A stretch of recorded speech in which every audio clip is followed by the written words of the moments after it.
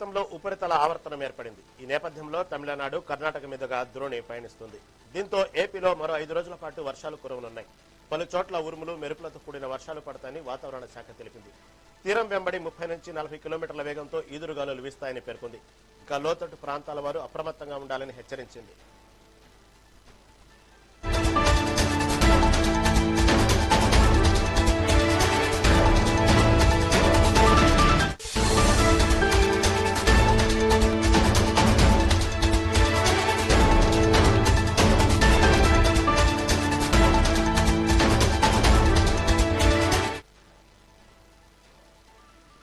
బంగాళాఖాతంలో ఉపరితల ఆవర్తనం ఏర్పడింది. ఈ నేపథ్యంలో తమిళనాడు, కర్ణాటక మీదుగా ద్రోణి పయనిస్తుంది.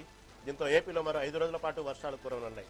పలు చోట్ల ఉరుములు, మెరుపులతో కూడిన వర్షాలు పడతాయని వాతావరణ శాఖ తెలిపింది. తీరం వెంబడి 30 నుంచి 40 కిలోమీటర్ల వేగంతో ఈదురుగాలులు వీస్తాయని పేర్కొంది. ఇక లోతట్టు ప్రాంతాల వారు అప్రమత్తంగా ఉండాలని హెచ్చరించింది.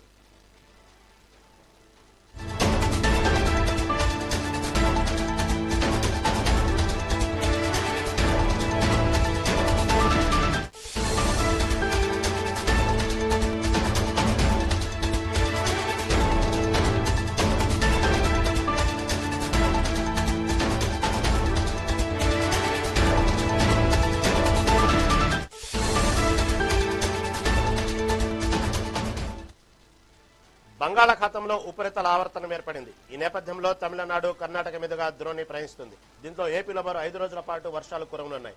పలు చోట్ల ఉరుములు, మెరుపులతో కూడిన వర్షాలు పడతాయని వాతావరణ శాఖ తెలిపింది. తీరం వెంబడి 30 నుంచి 40 కిలోమీటర్ల వేగంతో ఈదురుగాలులు వీస్తాయని పేర్కొంది. ఇంకా లోతట్టు ప్రాంతాల వారు అప్రమత్తంగా ఉండాలని హెచ్చరించింది.